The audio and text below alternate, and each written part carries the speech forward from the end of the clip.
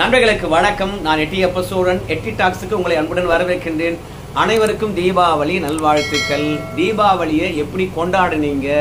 மாமிசம் இல்லாம, குடி இல்லாம, குதூகலமாக குடும்பத்துடன் ஒற்றுமையா யாரெல்லாம் தீபாவளி கொண்டாடுனீங்க? அவங்களுக்கு எல்லாருக்கும் என்னுடைய தீபாவளி நல்வாழ்த்துக்கள். இன்னைக்கு என்ன செய்தியை பார்க்க போறோம்னு கேட்டீங்கன்னா, ட்ரம்ப் திட்டம் படுதோல்வி, கதறுவதை தவிர வேற வழி இல்லை. ட்ரம்ப் என்ன திட்டத்தை போட்டாரு, என்ன திட்டம் படுதோல்வி அடைஞ்சது அப்படின்னு பார்க்கறதுக்கு முன்பாக ஒரே ஒரு இன்ட் மட்டும் கொடுத்துறேன். ஹமாஸ் இஸ்ரேல் ஆனது நேத்திலிருந்து போற தொடங்கிட்டாங்க. பற்றி எரிகிறது மீண்டும் காசா பகுதி. என்னப்பா, அமைதி ஒப்பந்தம் எட்டப்பட்டு 3 நாள் கூட ஆகல, அதற்குள்ளாக இஸ்ரேலும் ஹமாஸும் மோதிக்கிட்டாங்களா? என்ன காரணம் அப்படின்னு கேட்பீங்க. அதையும் விரிவாக பார்க்கலாம். அதே மாதிரி ட்ரம்ப்புக்கு நேரம் சரியில்லை போல இருக்குது. அவங்க நாட்டில் 2 தரமான சம்பவம் நிகழ்ந்து இருக்கிறது. இந்த 2 சம்பவம் ட்ரம்ப்புக்கு ஏழ்ற ஆரம்பிச்சாச்சு. இனி எந்த பிரச்சனை கையில் எடுத்தாலும் அவருக்கு வெற்றி கிடைக்காது அப்படின்னு சொல்றாங்க. சரி, அமெரிக்காவில் ட்ரம்ப்புக்கு எதிராக நடந்த 2 சம்பவங்கள் என்ன, அதையும் பார்த்தலாமா? முதல்ல, ட்ரம்ப்பை பொறுத்த வரைக்கும் 31 நாட்டு பிரதிநிதிகளை அழைச்சாரு. ஹமாஸுக்கும் இஸ்ரேலுக்கும் இடையில அமைதி ஒப்பந்தத்தை கையெழுத்திட்டாரு. அவங்களே கையெழுத்து போட சொன்னாரு. அது மட்டும் இல்ல, காசாவை எப்படி மீள்கட்டமைப்பு பண்ணுவது என்பதை பற்றி எல்லாம் அந்த 20 அம்ச திட்டத்துல சொல்லப்பட்டிருந்தது. அந்த 20 அம்ச திட்டத்தை ஹமாஸ் ஏத்துக்கிச்சு, இஸ்ரேலும் ஏத்துக்கிட்டாங்க. போர் நிறுத்தத்துக்கு 2 பேரும் ஒத்துக்கிட்டாங்க. பரஸ்பரம் பிணைய கைதிகளும் விடுவிச்சாங்க. 2வது போர் கைதிகளும் விடுவித்து விட்டார்கள். இப்படி அமைதியாக காசா மக்கள் தன்னுடைய இருப்பிடத்துக்கு போகின்ற இந்த தருணத்துல நேத்து இஸ்ரேலானது காசாவுடைய தெற்கு பகுதியில தன்னுடைய தாக்குதலை தொடுத்திருக்கிறது. அதுக்கு இஸ்ரேல் என்ன சொல்லுதுன்னு கேட்டீங்கன்னா, காசாவுடைய தெற்கு பகுதி ரஃபா, அந்த பகுதியில பொறியியல் படைப்பிரிவு இஸ்ரேலுக்கானது இருந்துதான். அந்த படைப்பிரிவின் மீது காசா தாக்குதல் தொடுத்திருக்கிறதாம். இந்த தாக்குதலை எதிர்பார்க்காத இஸ்ரேல் அதிர்ச்சி அடைந்து விட்டதாம். சோ ஹமாஸ்களை பொறுத்த வரைக்கும் அமெரிக்காவுக்கு என்னதான் வாக்குறுதி கொடுத்திருந்தாலும் அவங்க பகுதிக்கு போன உடனே அவங்க புத்தி மாறி விடுகிறது. அவங்க சும்மா விடக்கூடாது அப்படின்னு நினைச்ச இஸ்ரேலை பொறுத்த வரைக்கும் நேரடியா போய் இஸ்ரேலுடைய பொறியியல் படைப்பிரிவு மீது தாக்குதல் தொடுத்த ஹமாஸ்கள் மீது விமான தாக்குதல் தொடுத்திருக்குது இஸ்ரேலு. ஆனால் காசா பகுதியிலிருந்து சில தகவல்கள் வெளியாகிறது. என்னன்னா, இந்த இஸ்ரேல் சொல்றாங்கல்ல, இஸ்ரேலுடைய பொறியியல் படைப்பிரிவு மீது ஹமாஸ் தாக்குதல் தொடுத்தாங்க, அதனால தான் இஸ்ரேல் தாக்குதல் தொடுச்சின்னு சொல்றாங்கல்ல, அதெல்லாம் தாண்டி வேறு ஒரு காரணம் சொல்றாங்க. என்ன காரணம்னு கேட்டீங்கன்னா, ஹமாஸ்கள் காசா பகுதிக்கு போனாங்க. காசா பகுதியில் ஏற்கனவே அந்த பகுதியினுடைய உள்ளூர் பிரதிநிதிகள் இருக்கிறாங்க. அந்த உள்ளூர் பிரதிநிதிகளை பொறுத்த வரைக்கும் இஸ்ரேலுக்கும் அமெரிக்காவுக்கும் ஆதரவானவர்களாக இருக்கின்றார்கள். அவர்கள் அந்த போர் சூழல்ல கூட இஸ்ரேலுக்கும் அமெரிக்காவுக்கும் தான் ஆதரவா இருந்தாங்க, ஹமாஸுக்கு ஆதரவாக இல்லவே இல்லை. இப்போ அமைதி திரும்பிய பிறகு உள்ளூர் பிரதிநிதிகள் இருக்காங்க இல்லையா, அவங்கள போய் ஹமாஸ் சந்திச்சிருக்கின்றார்கள். ஏண்டா, போர்ல நாங்க கொத்து கொத்தா செத்துட்டு இருக்கின்ற போது அந்நிய நாட்டுக்காரனுக்கு ஆதரவா இருந்தீங்க நீங்க, காசாவை வழிநடத்தி கொண்டிருக்கக்கூடிய உள்ளூர் பிரதிநிதிகள் நம்மளுக்கு ஆதரவா இருப்பாங்க பார்த்தா அமெரிக்காவுக்கும் இஸ்ரேலுக்கும் ஆதரவா அப்படின்னு சொல்லிட்டு அவங்களுக்கு உரிய தண்டனையை வழங்குறோம் பாருங்க, நம்பிக்கை துரோகம் பண்ணிட்டாங்க அப்படின்னு சொல்லிட்டு நடு ரோட்ல 8 உள்ளூர் பிரதிநிதிகளை ஹமாஸ் ஆனது தூக்கு போட்டுடுச்சு.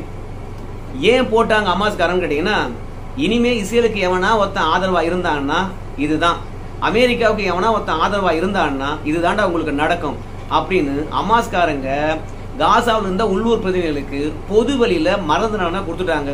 இத ட்ரம்ப் அவர்களும் பாத்தீங்கன்னா கேள்விப்பட்டாரு. இப்ப ட்ரம்ப்னுடைய அறிக்கை என்ன சொல்லுதுன்னு கேட்டீங்கன்னா, டபாரியா ஹமாஸ்களை கொன்று குவிப்பதை தவிர வேற வழியே இல்லை. இஸ்ரேலானது ஹமாஸ்களை கொலை செய்யலாம், அதற்கான எல்லா ஆயுதங்களும் இஸ்ரேலுக்கு தரப்படும் அப்படின்னு ட்ரம்ப் சொல்லி இருக்கின்றார். ஏன்னா ட்ரம்ப் போட்டிருக்கின்றார் 20 அம்ச திட்டம். இந்த 20 அம்ச திட்டத்தை யார் மீறினாலும் சரி ட்ரம்ப்புக்கு கோபம் வந்துடும். ஏன்னா ஒரு வல்லரசு நாட்டு தலைவர் எங்க எகிப்து வரைக்கும் வந்திருக்கின்றார். சிறிய போராளி குழுவா இருக்கக்கூடிய ஹமாஸுக்கும் இஸ்ரேலுக்கும் இடையில அமைதி ஒப்பந்தம் ஏற்படுவதற்காக அமெரிக்காவிலிருந்து வந்திருக்கின்றாரு, வல்லரசு நாட்டிலிருந்து வந்திருக்கிறார். இப்படி 20 அம்ச திட்டத்தை அவரே தொகுத்து அதை 2 நாடும் ஏத்துக்க சொல்லி கையெழுத்தும் போட்டு போனதுக்கு அப்புறம் மீண்டும் வன்முறையை ஹமாஸ் கையில் எடுக்குதுன்னா அவங்கள கொலை செய்வதை தவிர வேற வழி இல்லை. அவங்கள கொன்றாவது பாத்தீங்கன்னா இந்த 20 அம்ச திட்டத்தை நிலைநிறுத்த வேண்டும் என்பது ட்ரம்புடைய எண்ணம். ஏன்னா அவருடைய 20 அம்ச திட்டமானது நீர்த்து போக செய்வதற்கு ட்ரம்ப் ஒத்துக்குவாருங்களா? நிச்சயமா ஒத்துக்க மாட்டாரு. அதனால இஸ்ரேலுக்கு கட்டளையிட்டு இருக்கின்றார். அமாஸ்கள் எங்கிருந்தாலும் சரி முழுவதுமாக கொலை செய்ய. நேற்று ரஃபா பகுதியினுடைய அமாஸ் படைப்பிரிவுகளை போட்டு உடைச்சாங்க. இன்னைக்கு காசானுடைய மேற்கு கரையில போட்டு அடியன்னு அடிச்சிருக்காங்க. மொத்தத்துல அமைதி ஒப்பந்தம் எட்டப்பட்டு 3 நாள் கூட ஆகல. இஸ்ரேல் அமாஸ் மோதல். ஆனா அமாஸ் என்ன சொல்றாங்க கேட்டீங்கன்னா, நாங்க யாரையுமே தாக்கவே இல்லைங்க. ஆனால் இஸ்ரேலை பொறுத்த வரைக்கும் வேணுமனே அத்துமீறி எங்க மீது தாக்குதல் தொடுக்கிறாங்க. காசாவை முழுவதுமாக ஆக்கிரமிப்பு செய்ய வேண்டும் என்பதுதான் இஸ்ரேலுடைய எண்ணம். அதற்காக தான் இப்போது போர் தொடுத்திருக்கின்றார்கள். இந்த தாக்குதல்ல கிட்டத்தட்ட 18 அப்பாவி பொது மக்கள் உயிரிழந்திருக்கிறாங்க அப்படின்னு அமாஸ் பகுதியிலிருந்து சொல்றாங்க. ஆனா இஸ்ரேலை பொறுத்த வரைக்கும் இந்த தாக்குதல்ல யார் உயிரிழந்தாங்க, எவ்வளவு பேர் உயிரிழந்திருக்கின்றார்கள் என்ற விஷயத்தை இஸ்ரேல் சொல்லவே இல்லை. இப்போ இந்த தாக்குதல் உள்ளூர் பிரதிநிதிகளை 8 பேர் தூக்குல போட்டாங்களே, அதற்கான தாக்குதலா? அப்படி இல்ல இஸ்ரேலுடைய பொறியியல் படைப்பிரிவின் மீது அமாஸ் தாக்குதல் தொடுத்தாங்க, அதனால தாக்குதல் தொடுத்தாங்களா அப்படின்னு கேட்டீங்கன்னா, இந்த ரெண்டுத்தினாலும் இஸ்ரேல் காசா பகுதியில் தாக்குதல் தொடுத்திருக்கலாம். ஆனால் அதை தாண்டி சில காரணங்களை சர்வதேச பார்வையாளர்கள் சொல்றாங்க. என்னன்னா, பெஞ்சமின் நேத்தன்யாவுக்கு பாத்தீங்கன்னா அவங்க நாட்டுல மிகப்பெரிய எதிர்ப்பு இருக்குது இஸ்ரேல்ல. இந்த தேர்தலானது டிசம்பர் மாசமோ இல்ல அடுத்த ஆண்டு ஜனவரி மாசமோ பாத்தீங்கன்னா இஸ்ரேல்ல நடக்க போகுது. அந்த தேர்தல்ல வெற்றி பெற வேண்டும் என்றால் பெஞ்சமின் நேத்தன்யாவுக்கு 2 வாய்ப்புகள் தான் இருக்குது. ஒன்னு, காசா பாலஸ்தீனம் முழுவதும் இஸ்ரேலுடன் இணைக்கப்பட்டு விட்டது அப்படின்ற ஒரு பெரும் பேர் கிடைக்க வேண்டும். அப்படி ஒரு பேர் கிடைச்சாதான் போர் நடத்துறதுக்கான லாபம் இது அப்படின்னு சொல்லிட்டு இஸ்ரேலிய மக்கள் பாத்தீங்கன்னா பெஞ்சமின் நேத்தன்யாவுக்கு ஆதரவாக வாக்களிப்பார்கள். அதனால காசா பகுதி முழுவதும் பாலஸ்தீனம் முழுவதுமே இஸ்ரேலுடைய நாடு என்று அவர் அறிவிக்க வேண்டும். அதற்கான வேலையை பார்ப்பாரு அப்படின்னு சொல்றாங்க. ரெண்டாவது, மத்திய ஆசிய பகுதியில் அங்க இருக்கக்கூடிய ஆட்சியாளர்களை பொறுத்த வரைக்கும் மத ரீதியாக ஆட்சி ஆண்டாலும் அந்த நாடுகளை பொறுத்த வரைக்கும் ராணுவ கட்டமைப்புல ரொம்பவே வீக். இப்ப சவுதி அரேபியா பாத்தீங்கன்னா மத்திய ஆசிய பகுதியிலேயே பாத்தீங்கன்னா பெரிய நாடு, ஏன் இஸ்லாம் நாடுகள்லயே பாத்தீங்கன்னா பெரிய நாடு அந்த நாடு. ஆனா அந்த நாடே போய் பாகிஸ்தான் கிட்ட போய் ராணுவ ஒப்பந்தம் போடுறாங்க. போர் சூழல்ல சவுதி அரேபியாவை நீங்க எங்களை காப்பாற்றணும் அப்படின்னு சொல்லிட்டு. பாகிஸ்தான் எவ்வளவு பெரிய பிச்சைக்கார நாடு. அப்படிதான் இஸ்லாமிய நாடுகளுடைய பாதுகாப்பு கட்டமைப்பே இருக்கிறதுங்க. பணக்கார நாடுகள் தான், ஆனா பாதுகாப்பு விஷயங்களும் சரி ராணுவ கட்டமைப்பிலும் சரி கோட்டை விட்டுருக்காங்க. இப்படி பலவீனமா இருக்கிற இந்த தருணத்துல மத்திய ஆசியா பகுதி முழுவதுமே இஸ்ரேல் கட்டுப்பாட்டில் இருக்கணும், இஸ்ரேல் தான் இந்த பகுதியில கிங்கு அப்படின்னு நிலைநாட்ட வேண்டும். அந்த நிலையை உருவாக்குனது பெஞ்சமின் நேத்தன்யாகு தான் அப்படின்ற ஒரு பேரு இஸ்ரேலுக்குள்ள உருவாச்சுன்னா அப்பதான் ஓட்டு போடுவாங்க.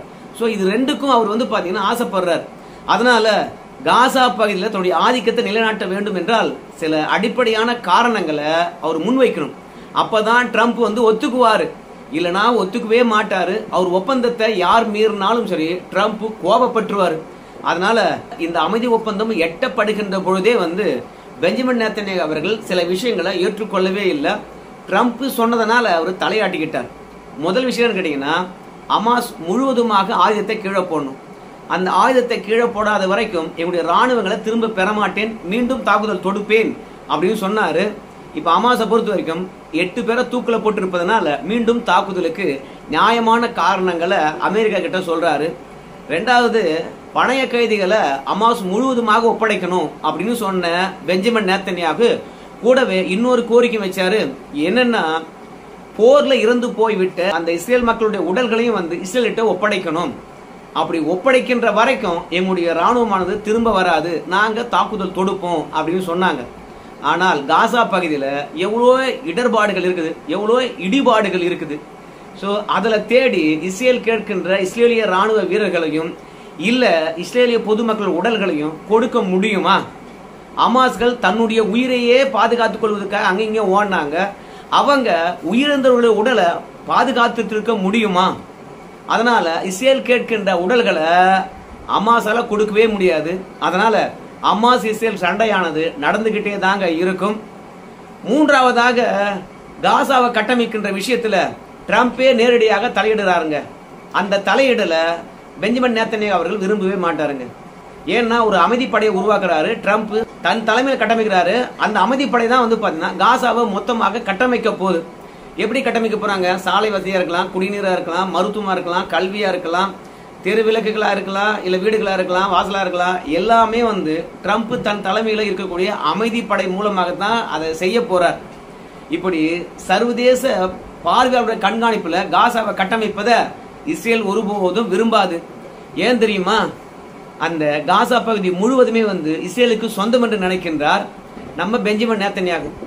ஏற்கனவே அமைதி ஒப்பந்தத்தின் போதே வந்து பாலஸ்தீனத்தை நான் ஏற்றுக்கொள்ள மாட்டேன் அப்படின்னு நம்முடைய பெஞ்சமின் நேத்தன்யாகு சொல்லி போட்டாரு. ஆனா ட்ரம்ப்பை பொறுத்த வரைக்கும், காசாவில் அமைதி திரும்பிட்டீங்க, அந்த மக்களை பொறுத்த வரைக்கும் அவங்களுக்கான ஆட்சியாளர்களை தேர்ந்தெடுக்கட்டும் ஐயா, அதற்கு பிறகு பாலஸ்தீனம் இருக்குதா இல்லை என்பதை பற்றி முடிவு பண்ணிக்கலாம் ஐயா அப்படின்னு சொல்லிட்டு பாலஸ்தீன மக்கள் முதல்ல அமைதியான வாழ்க்கையை வாழட்டும், பிறகு நாடு இருக்குதா இல்லையான்னு பார்க்கலாம் அப்படின்னாங்க.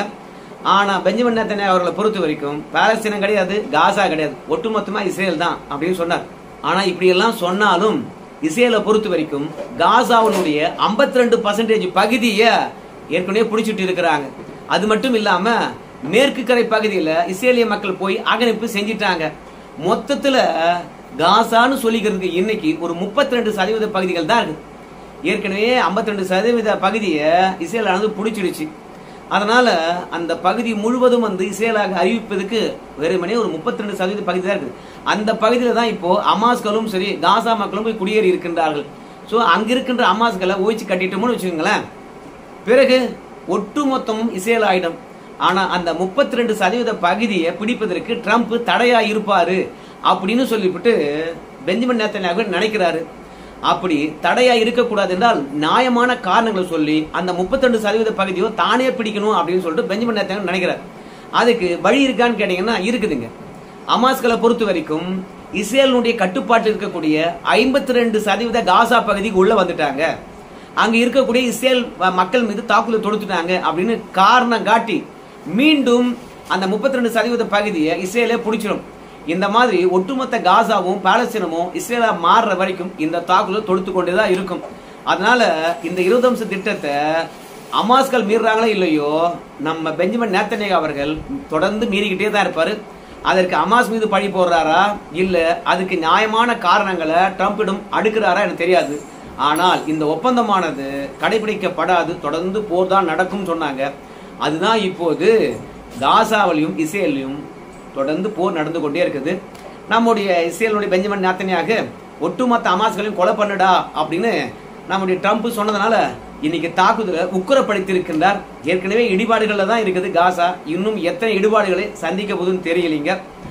இப்போ ட்ரம்ப்புக்கு அவங்க நாட்டுல பெரிய 2 ஆப்பு நிகழ்ந்திருக்கிறது. என்னன்னு கேட்டீங்கன்னா H1B விசா.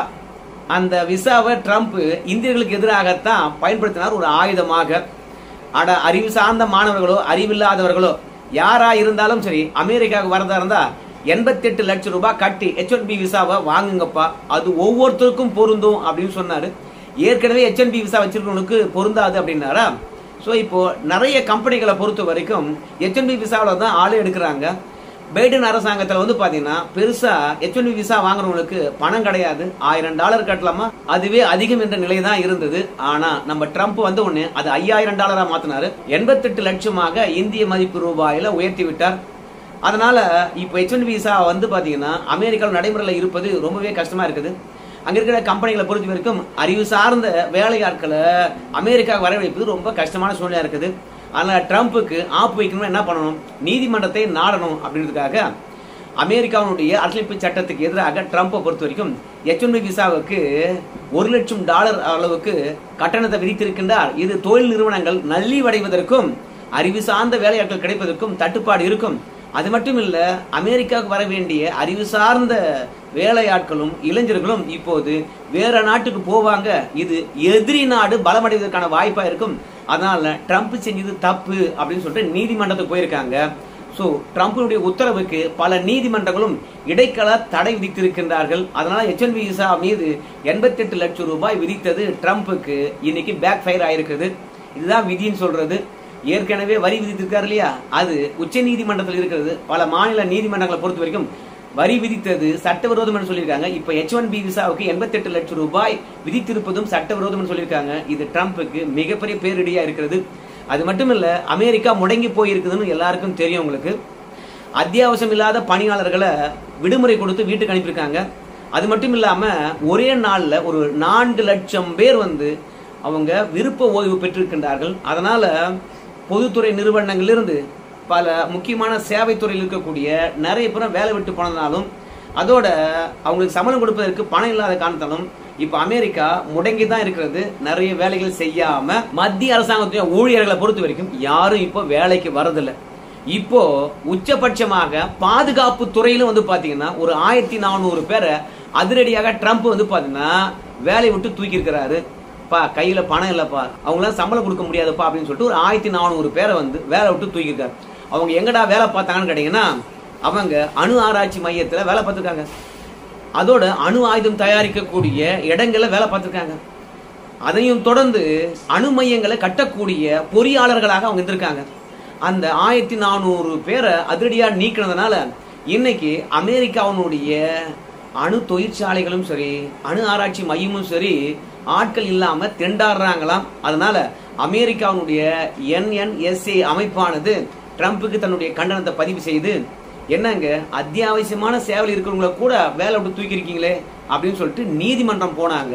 நீதிமன்றமானது ட்ரம்ப் தலையில கொட்டு வச்சு ஏயா அணுசக்தி கழகத்துல இருந்தா வந்து பாத்தீங்கன்னா ஒரு 1400 பேரை வேலை விட்டு தூக்கி இருக்கிற, நீ ஒண்ணு அமெரிக்காவுக்கு வேலை பார்க்கறியா இல்ல அமெரிக்காவை மிஞ்சி எதிரி நாடுகள் வளர வேண்டும் என்பதற்காக இந்த மாதிரி சேவைத்துறை இருக்கக்கூடிய பணியாளர்களை நீக்கிறியா அப்படின்னு கேள்வி கேட்டு அந்த 1400 பேருக்கும் மீண்டும் வேலை கொடுக்கணும் அப்படின்னு சொல்லியிருக்காங்களாம். ட்ரம்பை பொறுத்த வரைக்கும் கடன் அதிகமாகி போச்சு, மீண்டும் இருக்கின்ற வேலையாட்களுக்கு வந்து சம்பளம் கொடுக்க முடியாது, அதனால தனியார் துறைக்கு எல்லாத்தையும் தாரை வாத்தலாமா என்ற முடிவில் இருக்கார் போல இருக்குது. அதனால முக்கியமான சேவைத்துறையில் இருக்கிறவங்களையும் வேலை விட்டு தூக்குனதால நீதிமன்றம் கண்டித்து ட்ரம்புக்கு ஆப்படிச்சிருக்காங்க. ஸோ கொஞ்சம் கொஞ்சமாக அமெரிக்கா எல்லா தளத்திலும் அழிவை நோக்கி சென்று கொண்டிருக்குது. ட்ரம்பினுடைய தவறான பொருளாதார கொள்கை மூலமாக இஸ்ரேலானது காசா பாலஸ்தீனத்தை முழுமையா பிடிக்காத வரைக்கும் ட்ரம்ப் என்ன சொன்னாலும் பெஞ்சமின் நேத்தன்யாஹூவை ஏற்றுக்கொள்ளாம அப்படியே சண்டையை போட்டுட்டே இருக்க போறாரா? உங்க கருத்து சொல்லுங்க. நன்றி நண்பர்களே.